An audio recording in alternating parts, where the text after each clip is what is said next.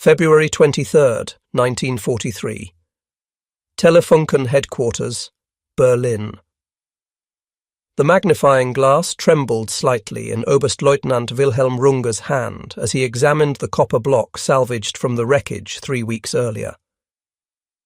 "This cannot be real," he wrote in his classified technical report. "No nation could achieve such miniaturization while simultaneously producing such power output." Through the laboratory windows, he could see the smoke rising from the bombed factories across the city, tangible evidence of Allied air superiority. Yet here, on his workbench, lay physical proof that the technological gap was far worse than anyone in the German High Command had dared to admit. The device before him, retrieved from a downed British Sterling bomber near Rotterdam on the night of February 2nd, measured barely 10 centimetres across. This cavity magnetron, as the British called it, generated microwave radar frequencies that rendered every German countermeasure obsolete. It was elegant in its simplicity, devastating in its implications, and utterly beyond anything German science had achieved. What neither Runge nor his colleagues yet understood was that this single copper block would explain a mystery that had been costing Grand Admiral Karl Dönitz 40 submarines per month, a hemorrhaging of men and machines that threatened to lose Germany the Battle of the Atlantic within weeks. The mathematical certainty of German defeat was being written not in naval strategy, but in electromagnetic wavelengths that German radar detectors could not see. The psychological transformation had begun. On that freezing February morning in Rotterdam, Dutch resistance members had watched German soldiers cordoning off the crash site with unusual urgency.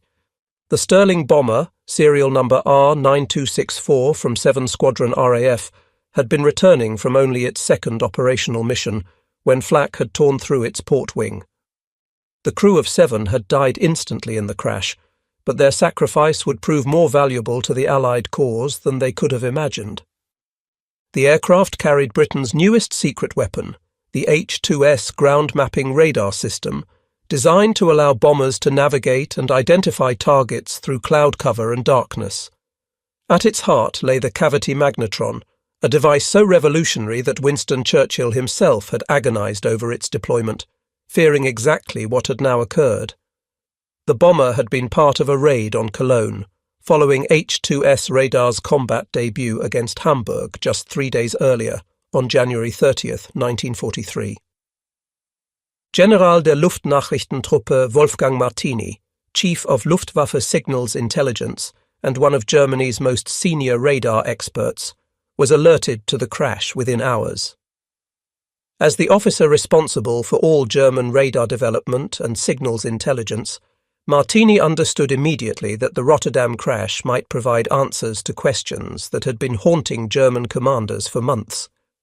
His position as head of the Luftwaffe's entire communications and radar infrastructure made him uniquely qualified to assess whatever technology the British bomber might contain. Martini dispatched his most experienced technical teams to the crash site. Their initial reconnaissance confirmed his worst fears and greatest hopes simultaneously. The bomber's belly contained equipment unlike anything German forces had encountered. The rotating antenna assembly, the cathode ray display system, the sophisticated power supply, all pointed to advanced radar technology operating on principles that German engineers had theoretically discussed but dismissed as impractical for operational deployment. But when his technicians carefully extracted the transmitter assembly from the wreckage, examining the component that powered this mysterious system, what they found defied German understanding of physics and engineering. The magnetron itself, British model CV-64, consisted of a solid copper cylinder approximately 8 centimetres in diameter and 12 centimetres long. 8 cylindrical cavities had been precision machined into the copper, arranged symmetrically around a central cathode. The entire assembly was surrounded by powerful permanent magnets. It was deceptively simple in appearance, yet initial field tests suggested it generated enormous microwave power at frequencies German equipment could neither produce nor detect reliably. Martini ordered the device transported immediately to Berlin under armed guard. He had seen enough to know this discovery might explain why Dönitz's U-boats were dying at unprecedented rates.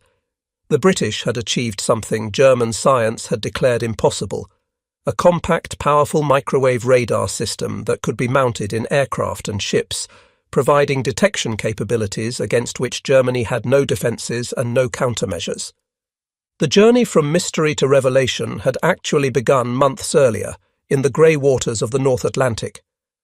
Throughout late 1942 and early 1943, U-boat commanders had been reporting increasingly disturbing encounters with Allied aircraft that seemed to possess supernatural detection abilities. Kapitänleutnant Hans-Joachim Schwantke, commanding U-43, had filed a report in December 1942 that typified the growing crisis. His boat had been transiting the Bay of Biscay on a moonless night, running on the surface to recharge batteries, when searchlights had suddenly blazed from directly overhead. There had been no warning from the METOX radar detector, no engine noise, nothing to indicate an aircraft's approach. Depth charges had bracketed his diving boat, causing severe damage that forced an emergency return to port. "We were blind," Schwantke wrote in his war diary. The METOX gave no alarm. The aircraft appeared as if materialized from darkness itself. Only luck saved us.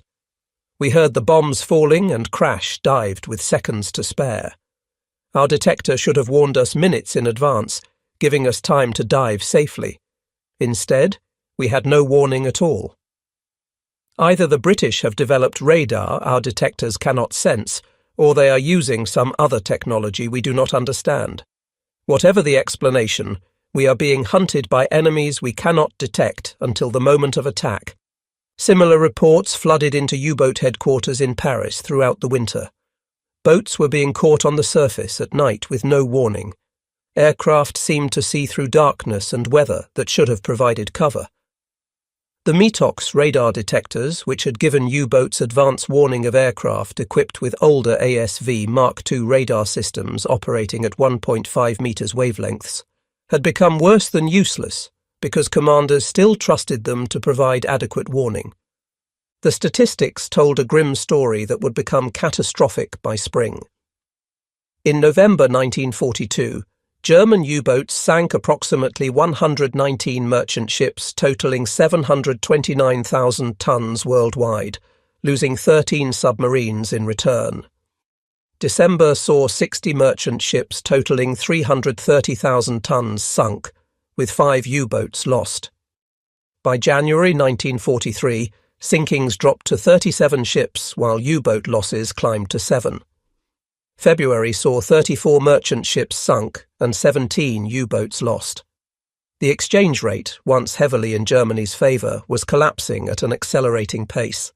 Admiral Karl Dönitz, promoted to Commander-in-Chief of the entire Kriegsmarine on January 30th, 1943, while retaining direct control of U-boat operations through his subordinate staff, watched these numbers with growing alarm. His headquarters maintained detailed plots of every U-boat position, every convoy route, every engagement. The patterns emerging from these plots made no sense according to conventional naval warfare logic. U-boats approaching convoys in darkness were being intercepted before they could attack. Boats transiting the Bay of Biscay under cover of night were being bombed with precise accuracy. Submarines running submerged during daylight were somehow being tracked and depth-charged. Allied aircraft appeared to possess supernatural ability to locate submarines in conditions where visual detection should be impossible. The weather conditions during many attacks ruled out visual detection entirely, yet the attacks came with devastating precision. Korvettenkapitän Günther Hessler, Dönitz's son-in-law, who had married his daughter Ursula in November 1937, served as first staff officer at U-boat headquarters.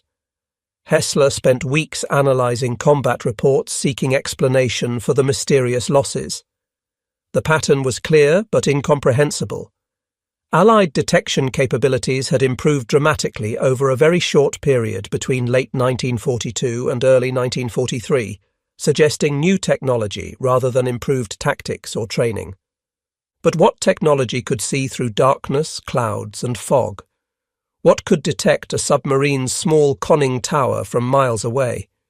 What could track a periscope wake or snorkel exhaust in conditions where human observers would be completely blind?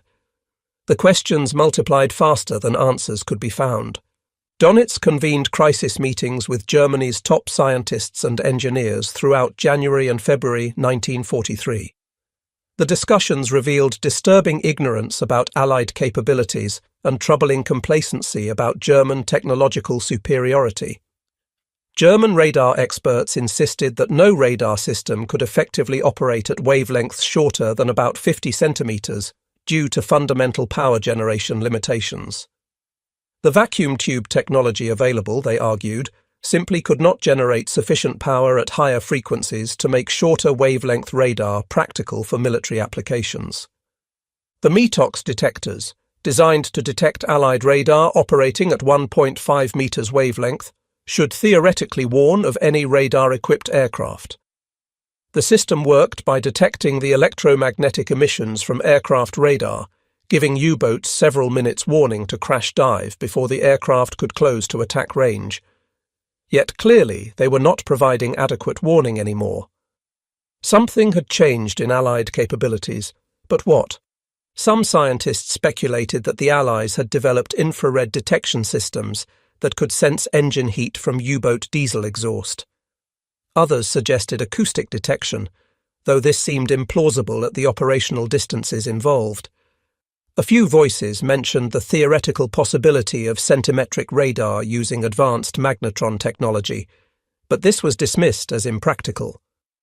Germany's own research into such systems had concluded they offered no tactical advantage worth the enormous development investment required. The British could not possibly have solved problems that had defeated German engineering, the experts assured Dönitz. German science was the best in the world. If German engineers had concluded centimetric radar was impractical, then it must be impractical. The Allies must be using some other approach, perhaps multiple detection methods working in combination. The idea that Britain, suffering under years of strategic bombing with its industrial base under constant attack, could have developed revolutionary radar technology superior to anything Germany possessed, seemed absurd to many German experts. This complacent certainty would shatter completely when Runge's team at Telefunken began examining the Rotterdam device. The magnetron arrived in Berlin on February 5, 1943, accompanied by photographs of the complete H2S installation and detailed reports from the crash site. Runge assembled Germany's top microwave specialists for what would become known as the Rotterdam Working Group, or Arbeitsgemeinschaft Rotterdam. Their task was to determine exactly what the device was, how it worked, and most critically, what capabilities it provided the Allies. The first meeting of this working group would occur on February 22nd or 23rd at Telefunken's Berlin offices. The initial examination on February 6th revealed the magnetron's basic operating principle within hours. The cylindrical cavities acted as resonant chambers, generating and amplifying electromagnetic oscillations as electrons spiraled through the magnetic field created by the permanent magnets. It was conceptually similar to earlier splitter-node magnetron designs that German engineers had experimented with in the 1930s, but executed with a level of engineering sophistication that shocked the German team. Dr. Otto Hachenberg, a young physicist assigned to document the examination, would later recall the moment of realization in interviews conducted after the war. When we first energized the magnetron using laboratory power supplies, the frequency counter registered 3.3 GHz, a frequency we could barely measure, let alone generate with any power. The output meter showed 40 kilowatts of peak power. It was like discovering the enemy-possessed artillery when you thought the battlefield limited to rifles. We understood immediately why the METOX was useless. It was built to detect meter-wavelength radar operating around 1.5 meters or 200 megahertz. This device operated at 9.1 centimeters wavelength, more than 16 times shorter. Our detectors were completely deaf and blind to this radiation. The electromagnetic spectrum the British were exploiting was entirely outside the range our warning receivers could detect. We had been fighting blind, unaware that the enemy could see us clearly while we saw nothing. Runge's team worked around the clock for 2 weeks, reverse engineering the complete H2S system from the wreckage and the recovered components. The magnetron powered a rotating antenna that scanned a 360-degree arc beneath the aircraft. Returns appeared on a plan position indicator cathode ray display, creating a map-like image showing coastlines, cities, rivers, and terrain features with remarkable clarity. For the first time, bomber crews could navigate and identify targets in complete darkness or through solid cloud cover. The system had been designed primarily for strategic bombing navigation, allowing Pathfinder aircraft to mark targets for following bomber streams regardless of weather conditions. British bombers could now attack Germany in weather that had previously provided natural protection. But the implications for submarine warfare were even more profound than the bombing applications. The same cavity magnetron technology, adapted for air-to-surface search radar designated ASV Mark III, could detect a submarine's conning tower from 20 miles away in any weather, day or night. The small radar cross-section that had previously protected submarines from detection meant nothing against this sensitive, high-frequency system operating in the centimetric wavelength band. Worse yet, the microwave emissions were completely undetectable by German radar warning receivers. All existing German detection equipment, including the METOX system that U-boats relied upon, operated in the meter wavelength range. The METOX could detect radar operating between 1.3 and 2.6 meters wavelength, covering the frequency range of ASV Mark II radar that had equipped Allied aircraft through 1942. But this new centimetric radar operated at 9.1 centimeters, a frequency 17 times higher than anything German warning receivers could detect. U-boats were running blind into enemy attacks, their defensive systems obsolete without their knowledge. The technological surprise was complete and devastating. On February 23, 1943, the Rotterdam Working Group presented their findings to German military and industrial leadership. While no documentary evidence confirms the personal attendance of either Reichsmarschall Hermann Göring or Admiral Dönitz at this technical working group meeting, both were certainly briefed on the findings. Representatives from every major German electronics firm attended, including engineers from Telefunken, Siemens, AEG, and Lorenz. Senior Luftwaffe signals officers and Kriegsmarine technical specialists filled the conference room at Telefunken headquarters. The mood was sombre. Runge began his presentation with a statement that would be recorded in the minutes and later recovered by Allied investigators after the war. We must report with complete frankness that the British have achieved a technological breakthrough of extraordinary significance. The cavity magnetron represents an advance in microwave generation that exceeds German capabilities by at least 3 years of normal development. More critically for current operations, the device enables radar detection systems against which we have no countermeasures and no defences. The presentation detailed the technical specifications of the CV-64 magnetron, 8 resonant cavities machined into a copper block, operating at 3.3 GHz frequency with 9.1 centimeter wavelength, peak power output of 40 kilowatts, compact construction suitable for aircraft installation, robust design capable of withstanding combat conditions, production quality indicating established manufacturing processes rather than experimental prototypes. The implications were devastating. If the British could manufacture these devices in quantity, and the production quality suggested they could, then every Allied aircraft and ship could potentially be equipped with radar systems against which Germany had no defence. The METOX warning receivers were useless.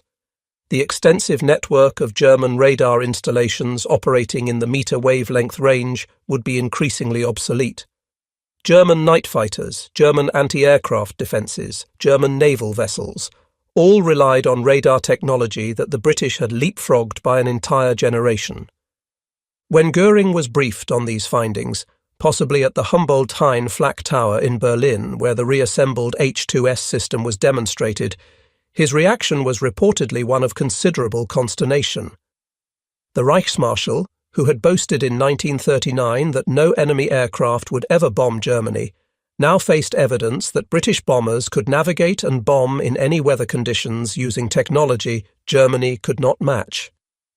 Dönitz, when briefed through his staff channels, understood the implications more clearly than anyone else in the German High Command. His U-boat force had lost 39 submarines in the first 2 months of 1943, 17 in January and February combined, though records show 7 in January and 17 in February for a total of 24, with additional boats lost in December, bringing recent losses to 39 over the 3-month period.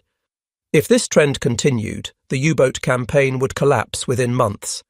Kapitän Zursee Eberhard Gott, who served as Dönitz's operations chief and had been promoted to Konteradmiral in March 1943, maintained detailed statistical analysis of U-boat operations. The numbers told an increasingly grim story. In the first quarter of 1943, German U-boats were being lost faster than they could be replaced, despite shipyard production running at approximately 20 to 24 boats per month. More critically, experienced crews were dying faster than training programs could replace them. The meeting attendees reached several sobering conclusions that were documented in classified reports later captured by Allied forces. First, Germany could not replicate the cavity magnetron in operationally significant numbers before 1944 at the earliest. The precision machining required to create the resonant cavities, the specialized copper alloys, the powerful permanent magnets using cobalt that Germany lacked in sufficient quantities, and the manufacturing expertise required were all beyond immediate German capabilities. Even a crash program would take months to establish production lines. Second, developing effective countermeasures would require at minimum 6 months. A new generation of radar warning receivers tuned to centimetric frequencies could theoretically be designed, but production and installation across the entire U-boat fleet would extend well into 1944. The technical challenges of building receivers that could detect 3.3 GHz emissions were formidable, given Germany's limited experience with microwave technology. Third, and most devastating, the British almost certainly had variants of this technology beyond what was captured. The Rotterdam device operated at 9.1 centimeters. Allied scientists likely had already developed or were actively developing 3-centimeter systems that would render even new German countermeasures obsolete before they were deployed. The technological race was not merely lost, it was unwinnable in the war's current timeframe given the Allied head start and superior industrial capacity. Dönitz absorbed these briefings with growing understanding of the catastrophe facing his command. His U-boat headquarters, which had relocated to the Paris area in March 1942 after the Saint-Nazaire commando raid exposed the vulnerability of the previous Lorient location, maintained detailed plots of every engagement, every loss, every tactical development. The maps on the operations room walls told the story more clearly than any statistical analysis. Red pins marking U-boat positions had thinned dramatically across the North Atlantic. Blue pins indicating Allied convoys seemed to flow through areas where wolf packs should have intercepted them. Black pins, the markers of U-boat losses, clustered along transit routes through the Bay of Biscay and in the operational areas where boats encountered Allied air patrols. "We have been fighting blind," Dönitz told his senior staff in briefings following the Rotterdam device examination. "Every advantage we believed we possessed has been neutralized by Allied technology we did not know existed. Surprise attack at night meant nothing when the enemy could see in complete darkness. The vast expanse of the Atlantic provided no concealment when radar could detect a conning tower from 20 miles away. Our radar warning systems gave us false confidence while providing no actual protection against this new threat." The question facing Dönitz was stark. What could be done while German industry scrambled to develop countermeasures that might not arrive until 1944? Hessler proposed several tactical adaptations.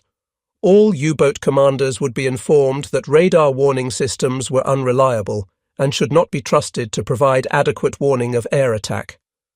Boats would be ordered to remain submerged as much as possible, surfacing only when absolutely necessary to recharge batteries or transit at higher speed. Anti-aircraft armament would be increased on all boats, though this was recognized as a desperate measure against aircraft that could detect U-boats long before the boats could see the aircraft. Most critically, Dönitz and his staff began preparing for the possibility that the U-boat campaign in the Atlantic might become unsustainable. If losses continued at current rates, while Allied shipbuilding capacity continued expanding, the strategic mathematics would become impossible. Germany would be losing the war of tonnage, unable to sink merchant ships faster than Allied shipyards could replace them. March 1943 proved both the apex and the beginning of the end for Dönitz's U-boat force. The largest convoy battles of the war were fought that month, with massive wolf packs of 30 to 40 boats attempting to overwhelm convoy defences through sheer numbers. For a brief moment, it seemed the strategy might work despite the growing Allied technological advantage. Convoys HX-229 and SC-122, sailing together through the North Atlantic in mid-March, were attacked by approximately 40 U-boats from 3 wolf packs. The battle raged from March 16th to 20th, 1943. 21 merchant ships totaling 141,000 tons were sunk, the highest losses from any single convoy battle of the war. The British Admiralty issued an internal assessment that Germany had never come closer to severing Britain's Atlantic lifeline, but the cost to Germany was unsustainable. The U-boats attacking these convoys lost one boat definitively, U-384, with several others damaged. However, the broader March statistics showed 12 to 15 U-boats lost during the month, depending on classification methodology, with many losses occurring in areas outside the major convoy battles. The mathematics were inescapable. Even when achieving tactical success in sinking merchant ships, the strategic picture was deteriorating. Allied shipyards, particularly the rapidly expanding American construction program, were producing merchant vessels faster than U-boats could sink them. The Liberty ship program had reduced construction time from over 200 days in 1941 to an average of 42 days by 1944. While individual ships like the SS Robert E. Peary were built in record time, 4 days, 15 hours and 29 minutes in November 1942, these were propaganda achievements rather than standard production rates. Nevertheless, American yards were launching approximately 3 Liberty ships every 2 days at peak production, a rate of roughly 1.5 ships daily. German U-boats, sinking an average of 3,000 to 5,000 tons per boat before being destroyed, could not match this production rate. As long as Allied shipyards could replace losses faster than U-boats could inflict them, the campaign represented strategic defeat disguised as tactical success. The only way to win the tonnage war was to maintain an unsustainable exchange ratio while simultaneously avoiding losses that Germany could not replace. The true catastrophe came in May 1943, the month that would become known among U-boat crews as Black May. Throughout the month, Allied aircraft and surface escorts equipped with centimetric ASV, Mark III radar and Type 271 shipboard radar savaged the U-boat force with unprecedented effectiveness. The convoy battle for ONS-5 in late April and early May marked the turning point. This slow convoy of 43 merchantmen protected by 16 escorts was attacked by approximately 30 U-boats.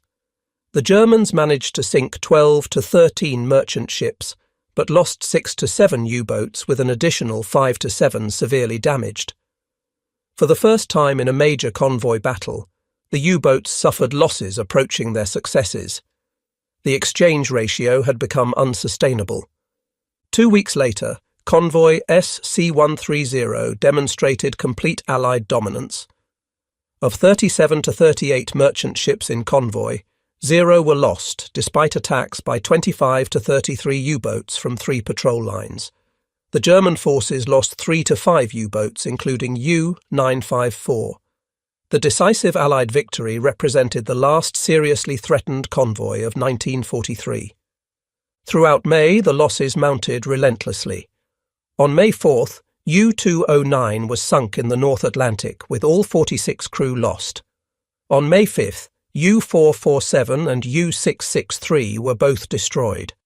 May 6th saw U-465 and U-563 sunk. May 11th brought losses of U-89, U-186 and U-456. May 12th saw U-528 depth-charged with all hands lost.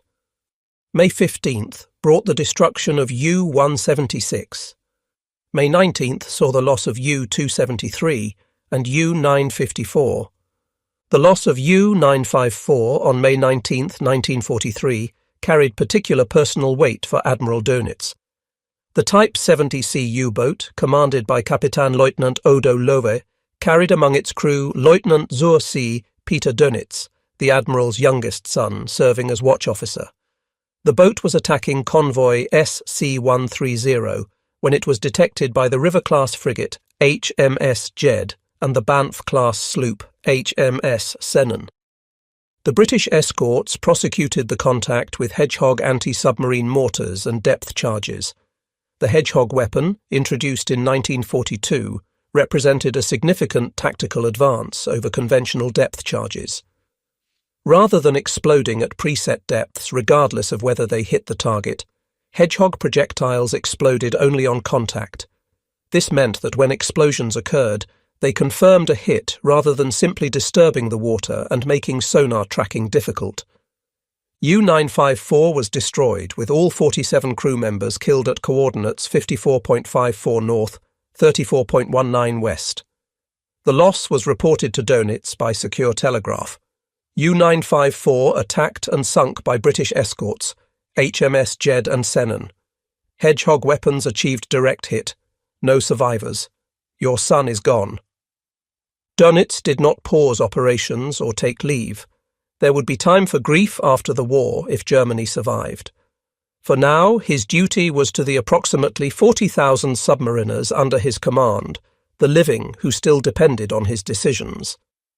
The personal loss, devastating as it was, could not be allowed to interfere with operational responsibilities at this critical moment when the entire U-boat campaign faced potential collapse. By May 22, 1943, the operational U-boat force had lost between 41 and 43 boats during the month, depending on classification methodology. U-boat.net lists 42 boats lost with 10,065 men killed and 1,837 survivors. Other sources cite 41 combat losses, or 43 including boats stricken from operational roles. Regardless of the exact figure, the losses represented approximately 25% of operational U-boat strength, making the month catastrophically unsustainable for German naval operations. Dönitz called his operations staff into emergency session on May 24, 1943. The plot board showed a catastrophe unprecedented in U-boat operations. A quarter of the operational force destroyed in 3 weeks. Casualty rates exceeding any previous period. Experienced commanders dying faster than training schools could replace them. New boats being sunk on their first patrols before crews learned combat survival techniques. The youngest generation of officers, the men who would have led the force in 1944 and 1945, were drowning in the Atlantic at 23 and 24 years old, their potential forever lost. On May 24, 1943, Dönitz made the most painful decision of his career. He drafted the order that effectively conceded defeat in the Battle of the Atlantic. To all U-boats at sea, due to superiority of enemy location equipment and overwhelming air coverage, North Atlantic operations are temporarily suspended effective immediately. All boats currently in the North Atlantic are to withdraw to positions southwest of the Azores. Boats transiting to operational areas are to proceed to Biscay ports. Further operations will await development of improved detection equipment and enhanced anti-aircraft capabilities. We have not surrendered. We have recognized reality. The immediate statistical impact was dramatic. In June 1943, only 17 merchant ships were sunk in the Atlantic. In July, only 9. The Allied supply line, which had seemed on the verge of being severed in March, became secure. The vast convoys that would support D-Day and the liberation of Europe began assembling in American ports, protected by technology that had rendered Germany's most effective weapon obsolete. But the human toll on the U-boat force continued throughout the remaining years of the war. Of the approximately 40,000 men who served in U-boats during the war, approximately 30,000 would die, representing a 75% casualty rate, the highest of any military service on either side. They drowned in steel cylinders crushed by depth charges. They suffocated when air systems failed under prolonged depth charge attack. They burned when diesel fuel ignited from combat damage. They froze in the North Atlantic or cooked in tropical waters when boats were forced to remain submerged for extended periods.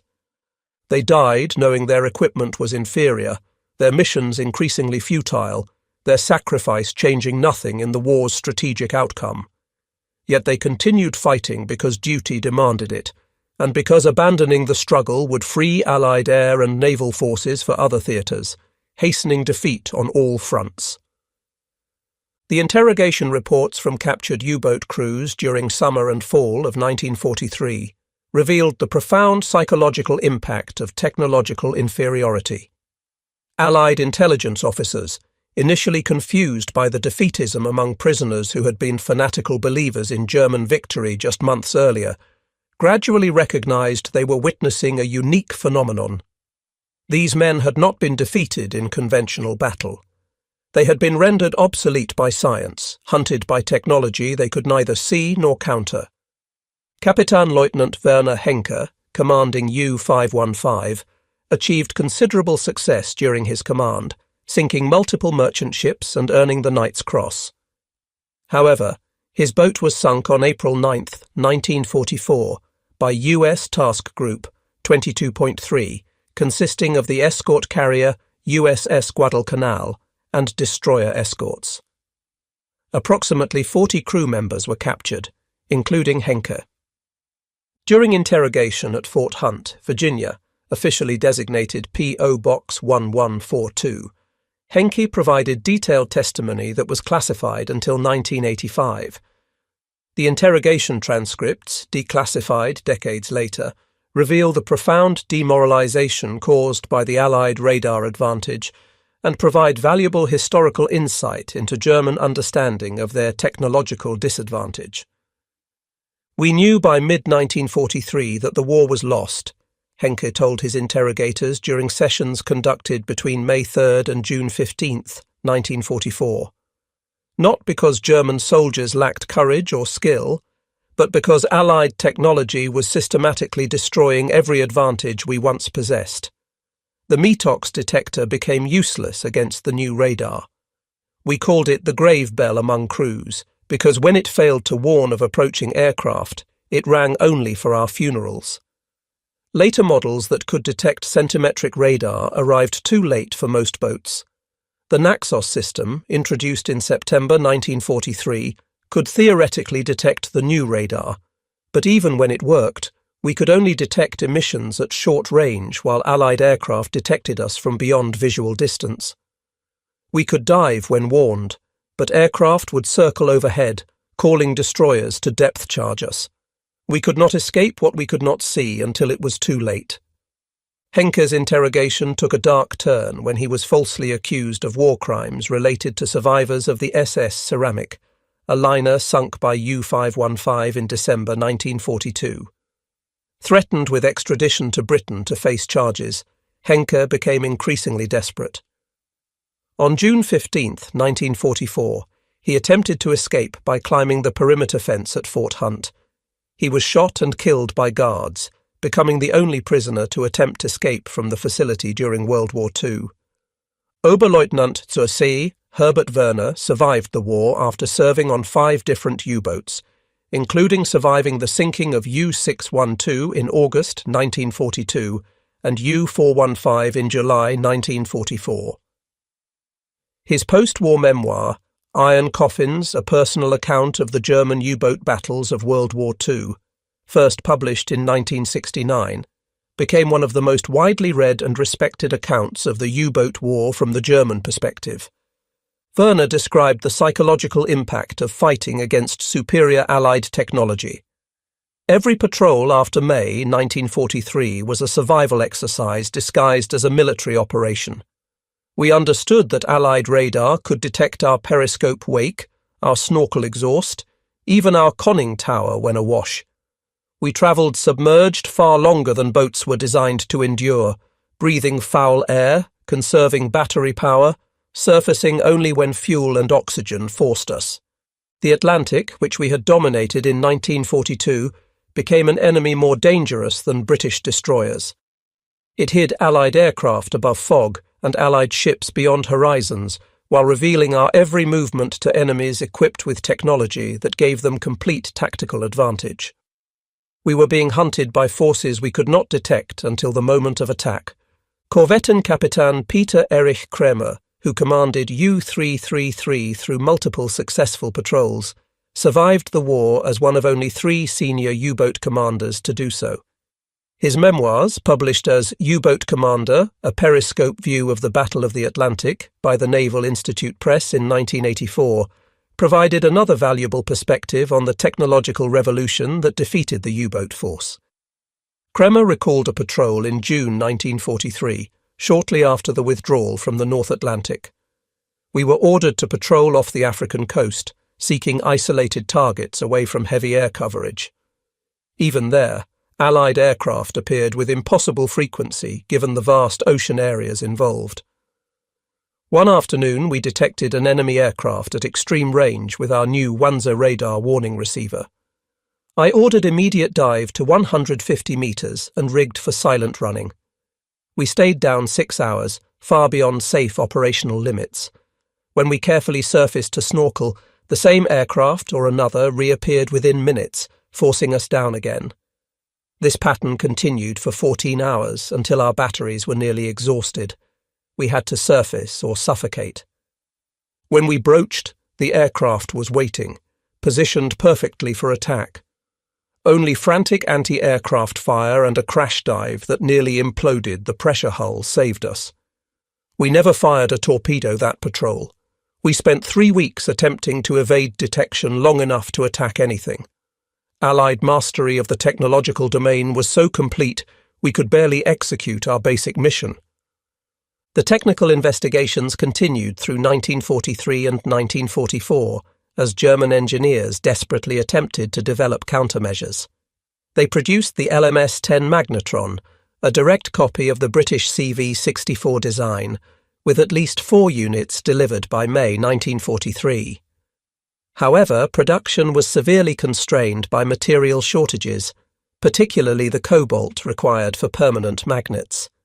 Most of the early units required magnets salvaged from other captured aircraft, making large-scale production impossible.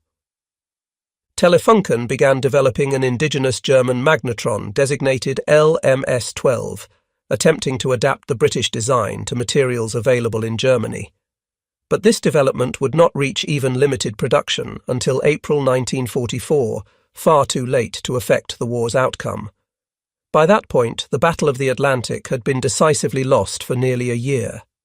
Actual production of German cavity magnetrons totaled several hundred units across all variants by war's end, with estimates suggesting fewer than 1,000 total units produced.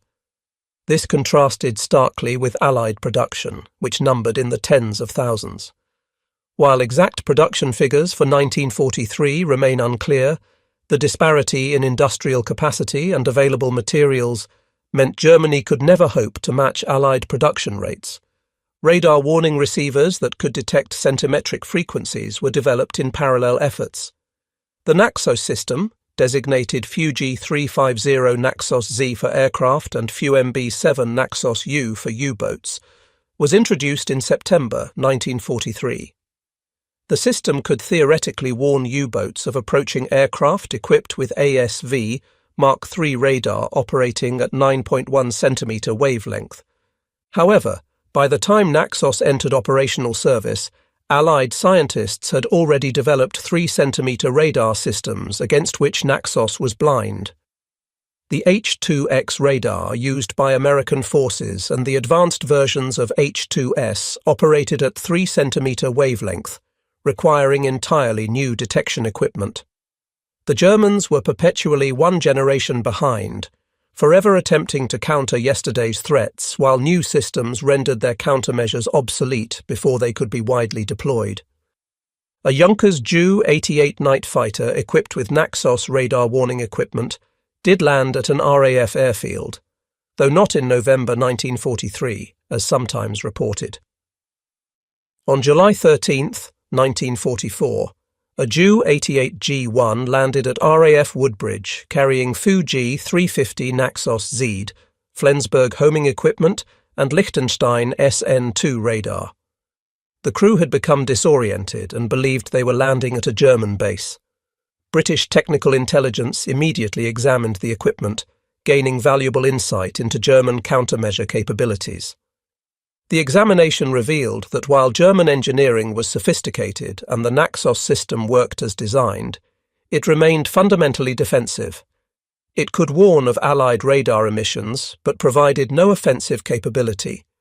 More critically, it could only detect the 9.1 centimetre emissions of first-generation Allied centimetric radar, not the newer 3 centimetre systems already entering service. The German Navy also attempted tactical adaptations to cope with Allied radar superiority. U-boats were fitted with additional anti-aircraft guns, with some boats designated as flak boats carrying quad 20mm mounts and heavy AA armament. The theory was that if boats could not hide from radar-equipped aircraft, they should remain surfaced and fight it out with anti-aircraft fire. This proved disastrous in practice. Allied aircraft could detect U-boats from ranges far exceeding effective anti-aircraft fire. Aircraft could approach from any direction, often attacking from the sun or cloud cover, giving the U-boat crew only seconds to man guns and engage. The aircraft's speed advantage meant it could choose when and how to attack, while the stationary U-boat simply waited to be attacked. Radio transmissions from aircraft under attack brought additional forces, including surface ships that could easily destroy a stationary U-boat. The flak boat program cost more submarines than it destroyed aircraft, representing another failed attempt to counter Allied technological advantage through tactics alone. Acoustic homing torpedoes, codenamed Zaunkönig, Wren, and designated G7ES or T5, were introduced in September 1943 as a countermeasure against convoy escorts. The first 80 torpedoes were delivered August 1, 1943, with large-scale use beginning against convoys ONS-18 and ON-202 in late September.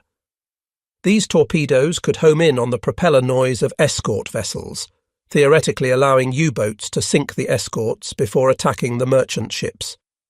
Initial results were promising, with several escorts damaged or sunk. However, the Allies quickly developed countermeasures, including the Foxer noisemaker towed behind ships to decoy the acoustic torpedoes.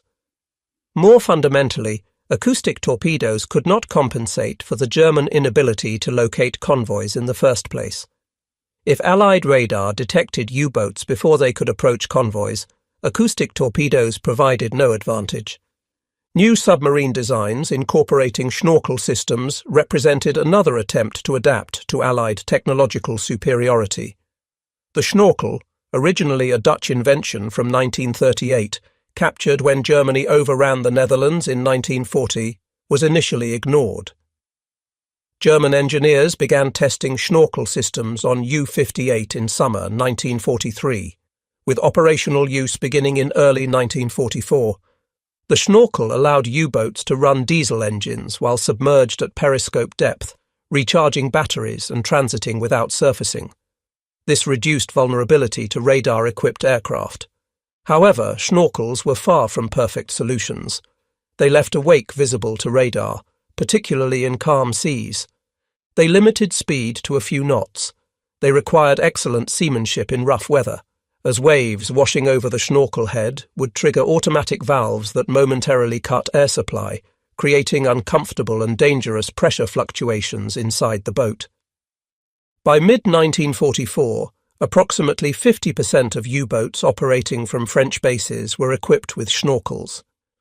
While this improved survival rates somewhat, it could not reverse the fundamental strategic defeat.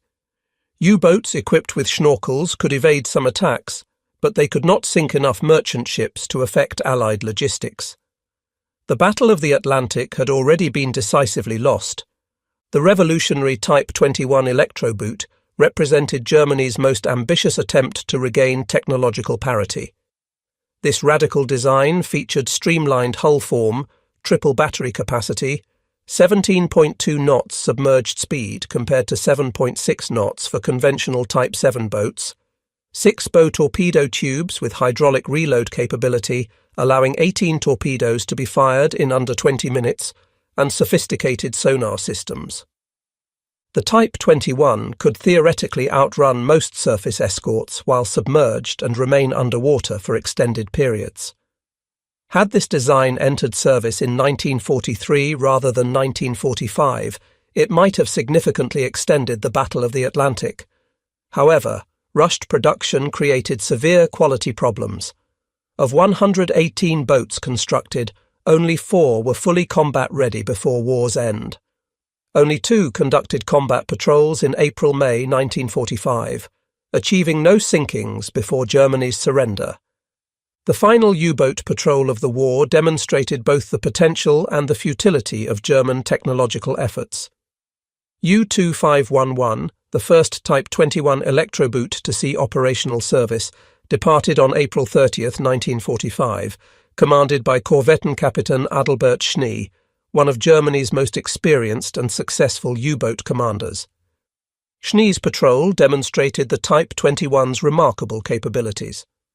On May 4, 1945, U-2511 detected a British cruiser task force and executed a perfect attack approach, reaching firing position undetected despite Allied radar coverage. The boat's superior underwater speed and silent running capabilities allowed it to close to attack range without detection. Schnee did not fire. Germany had already announced surrender negotiations. He surfaced and radioed his position on May 5, 1945, ending the U-boat war not with violence but with acceptance of defeat. In his post-war memoir, Schnee reflected on the bitter irony. "We proved that day what the Type 21 could have achieved had it entered service a year earlier. But such demonstrations were meaningless. The Allies had already won through industrial capacity and technological innovation deployed in 1942 and 1943. Our most advanced technology arrived when the war was already lost." The statistical summary of the Battle of the Atlantic confirms the decisive impact of the cavity magnetron's introduction in early 1943. From January through May 1943, during the period when first-generation ASV, Mark III radar was being deployed, but before full operational coverage was achieved, U-boats sank 245 merchant ships totaling approximately 1,289,000 tons. German losses during this period were 95 U-boats, including the catastrophic 41 to 43 boats lost in May alone. From June 1943 through May 1944, after centimetric radar equipped most Allied aircraft and ships operating in the Atlantic, merchant ship losses dropped to 185 ships, totaling approximately 819,000 tons, despite more U-boats being at sea. German losses during this period climbed to 237 U-boats. The exchange rate had reversed completely. In March 1943, at the peak of U-boat effectiveness, Germany sank 82 merchant ships totaling 476,000 tons in the Atlantic, 120 ships worldwide, totaling 693,000 tons, while losing 12 U-boats.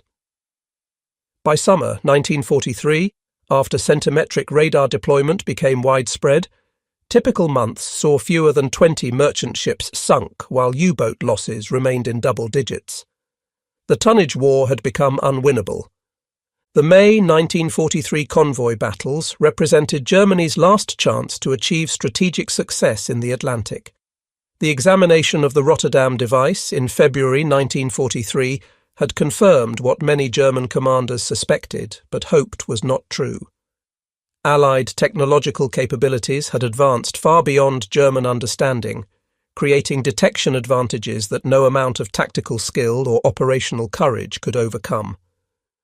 The post-war examination of captured U-boats by Allied technical teams revealed desperate German attempts to adapt to Allied radar dominance through improvised countermeasures. Some boats had been covered with experimental radar-absorbent materials, crude attempts at stealth that added weight, reduced performance, and provided negligible reduction in radar returns. The materials available to Germany in 1943 to 1944 were inadequate for effective radar absorption at centimetric wavelengths. Others carried inflatable decoy balloons designed to create false radar targets, devices that sometimes worked but could not be deployed when submerged or in heavy seas, limiting their tactical utility. Still others had been fitted with modified exhaust systems designed to minimize the radar signature of schnorkel emissions, modifications that reduced diesel efficiency without eliminating radar detection. Each adaptation represented German engineering ingenuity applied to an essentially unsolvable problem. You cannot hide from electromagnetic radiation using mechanical solutions alone. The physics were unforgiving. Allied radar operated at wavelengths and power levels that made submarines visible regardless of weather, darkness, or evasive maneuvers. Only remaining completely submerged offered any protection, but battery technology in 1943 to 1944 could not support the extended underwater operations that would have been required to avoid detection entirely. German submarines were trapped by the limitations of their own technology. They were visible to enemies they could not see, hunted by weapons they could not effectively counter, and forced to operate in an electromagnetic environment where the Allies possessed complete dominance. The psychological documentation from German naval personnel provides perhaps the most compelling evidence of the cavity magnetron's war-winning impact. These were not defeated soldiers seeking excuses for failure. They were highly trained technical specialists who understood exactly what had gone wrong. Their testimony, recorded in interrogation reports, letters, and post-war memoirs, consistently emphasizes not tactical errors or operational failures, but fundamental technological obsolescence.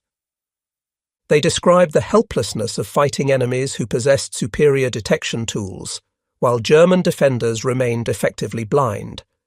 They explain the fatalism that infected crews who knew detection was inevitable, and survival was largely a matter of luck rather than skill. They document the transformation from confident warriors to hunted prey, a psychological shift that occurred not through battlefield defeat, but through technological revelation. When Oberstleutnant Wilhelm Runge examined the Rotterdam device in February 1943, he performed an autopsy on German naval strategy. The copper block on his laboratory bench explained every mysterious U-boat loss, every impossible aircraft interception, every convoy battle where Allied forces seemed to know German positions before attacks developed. The cavity magnetron revealed that Germany had been fighting the Battle of the Atlantic while deaf and blind to the electromagnetic spectrum that Allied forces exploited with devastating effectiveness. That revelation, more than any military defeat, shattered German confidence in technological superiority and strategic victory. It convinced German leadership that Allied technological capabilities exceeded German understanding not just in radar, but potentially across multiple domains. If the British could develop revolutionary radar systems in secret while enduring years of strategic bombing, what other surprises might they deploy? This psychological effect, the destruction of confident certainty about German technological superiority, influenced German defensive preparations and diverted scarce resources to counter-weapon programs that arrived too late to affect the war's outcome. Intelligence assessments after Rotterdam became more cautious, always assuming the enemy possessed weapons beyond current German knowledge. By autumn 1943, production models of Allied centimetric radar equipped hundreds of aircraft and ships. The Type 271 naval radar, using cavity magnetron technology, was installed on convoy escorts beginning in 1941, allowing them to detect surfaced submarines at ranges up to 20 kilometers and periscopes at approximately 900 yards. The system operated at 9.7 centimeter wavelength with 70 kilowatts peak power. The ASV Mark III airborne radar equipped RAF Coastal Command aircraft beginning in March 1943, enabling them to patrol thousands of square kilometers and detect U-boats regardless of visibility conditions. The American H-2X radar, an advanced version of H-2S operating at 3 centimeter wavelength, provided bomber crews with navigation and targeting capabilities that rendered weather and darkness irrelevant to strategic bombing operations. Each system descended from the same revolutionary cavity magnetron technology that Runge had examined in February 1943. The Rotterdam device had been the key that unlocked Allied electromagnetic dominance across the entire theatre of operations. German attempts to counter this advantage consumed enormous resources for minimal operational effect. The Naxos radar warning receiver program diverted scientific talent and industrial capacity that might have been applied to offensive weapons or other defensive systems. U-boat construction shifted toward designs optimized for underwater operation, reducing production of conventional boats that might have been more effective in secondary theatres against less sophisticated opponents. Research programs explored exotic technologies including underwater television systems, passive sonar arrays, and hydrogen peroxide propulsion for submarines. None of these reached operational status before war's end. Each represented German engineering excellence chasing solutions to problems Allied technology had created and would overcome before German countermeasures could be widely deployed. The final accounting of the Battle of the Atlantic tells a story of industrial capacity and technological innovation, overwhelming tactical skill and operational courage. Germany commissioned approximately 1,181 U-boats during World War II. Of these, 785 were destroyed, with 648 lost to enemy action and the remainder scuttled, lost to accidents, or stricken from service. Only 156 survived to surrender in May 1945. Of the approximately 40,000 men who served in U-boats during the war, approximately 30,000 died, representing a 75% casualty rate. This was the highest casualty rate of any military service on either side of the conflict. These men fought with extraordinary courage and skill, but courage and skill could not overcome the fundamental technological disadvantage created by Allied radar superiority. The cavity magnetron, invented at Birmingham University in 1939 to 1940 and developed by GEC for practical military applications, represented one of the most significant technological breakthroughs of World War II. Its impact extended far beyond the immediate military applications. The microwave technology developed for military radar became the foundation for post-war communications systems, television broadcasting, satellite communications, and eventually the microwave ovens found in kitchens worldwide. The industrial expertise developed for magnetron production enabled the electronics revolution of the 1950s and 1960s. The Anglo-American technological cooperation exemplified by the TISAD mission's sharing of magnetron technology in 1940 established patterns of scientific collaboration that continued through the Cold War and beyond. The decision to deploy revolutionary technology despite capture risks influenced military technology policy for decades. The cavity magnetron demonstrated that operational advantage from advanced technology outweighed the risks of enemy exploitation, provided that industrial capacity could produce the technology in quantities the enemy could not match.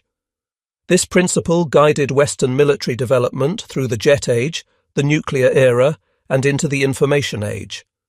The willingness to field new capabilities quickly, accepting that adversaries would eventually copy or counter them, proved more effective than attempting to maintain perfect security while technology remained in laboratories. For the German U-boat force, the story ended in surrender and scuttling. On May 4, 1945, Grand Admiral Dönitz, briefly serving as German head of state after Hitler's suicide on April 30th, ordered all U-boats to cease offensive operations. On May 8th, after Germany's unconditional surrender, Operation Deadlight began. All boats still at sea were ordered to surface, fly black flags, and proceed to designated Allied ports for surrender. Many commanders instead scuttled their boats, unwilling to surrender the vessels in which their comrades had died. The operational order Rainbow, echoing the scuttling of the German High Seas Fleet at Scapa Flow in 1919, resulted in over 200 U-boats being deliberately sunk by their own crews rather than surrendered to Allied forces. The men who had served in those boats, the 75% who died and the 25% who survived, had fought a campaign decided not by courage or tactics, but by physics and engineering. They had been defeated by electromagnetic radiation generated by a block of copper machined in British factories, installed in Allied aircraft and ships, deployed in quantities German industry could never match given the material shortages, Allied bombing and industrial capacity limitations facing the Third Reich. The examination of one captured radar set in February 1943 had explained their doom, revealing the electromagnetic dimension of warfare in which Germany had been fighting blind while the Allies possessed clear vision. The statistical evidence and the technological analysis both pointed to the same conclusion. The cavity magnetron had turned the tide of the Battle of the Atlantic more decisively than any tactical innovation or strategic decision. When Allied scientists celebrated the magnetron's impact after the war, they often quoted a remark attributed to American physicist Luis Alvarez, who worked on radar development at MIT's Radiation Laboratory. The cavity magnetron, Alvarez reportedly said, won the Battle of the Atlantic, the air battle over Germany, and ultimately the war. While this claim simplified complex historical causation involving many factors, the technical evidence provided strong support for the magnetron's decisive contribution. Without centimetric radar, Allied convoy losses would likely have remained at unsustainable levels throughout 1943 and into 1944. Without radar-equipped aircraft providing air coverage, U-boats would have continued operating with relative impunity in areas beyond range of shore-based air patrols. Without the detection advantage magnetron technology provided, D-Day preparations would have been vulnerable to submarine interdiction of the massive logistics build-up required for the Normandy invasion.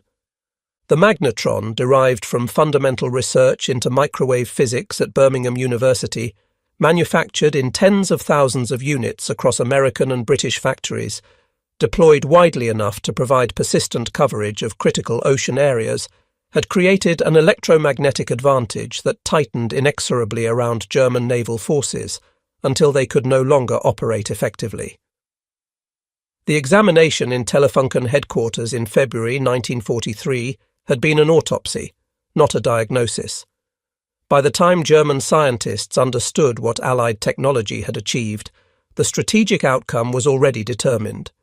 In the end, the story of the Rotterdam device transcends the specific narrative of radar technology or submarine warfare.